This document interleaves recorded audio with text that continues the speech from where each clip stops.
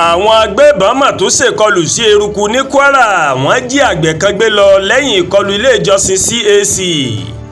Àwọn agbébọn tún yabo ìlú Eruku ní ìjọba ìbílẹ̀ Èkìtì ní ìpínlẹ̀ Kwara, níbi tí arákùnrin àgbẹ̀ kan tí orúkọ rẹ̀ ń jẹ́ Anas Ansaru tí wọ́n jí gbé lọ o.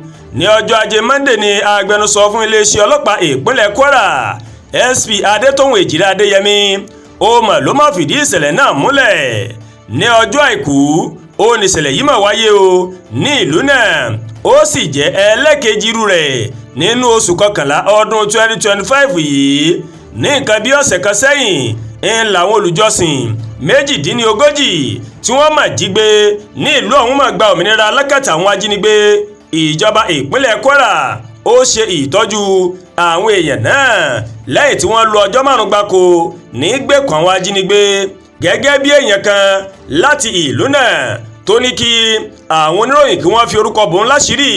Gẹ́gẹ́ bó ṣe sọ, àwọn agbébọn náà tó jẹ́ 4 níye wọ́n yabo oko kan tó wà lọ́nà tó já sí ìlú Koro, níbi tí wọ́n ti gbé àgbẹ̀ náà sá lọ o.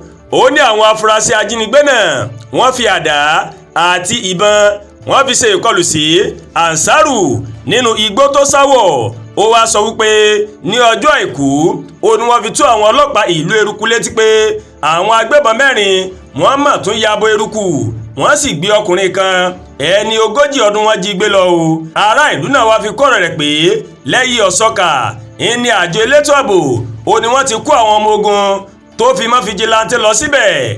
Iléeṣẹ́ ọlọ́pàá wá sọ̀rọ̀ wípé gbogbo agbára ni ọlọ́pàá ń sà báyìí láti dóòlà ẹni tí wọ́n jí gbé náà, kí Ọlọ́run ọba kó ṣe ní rírí o.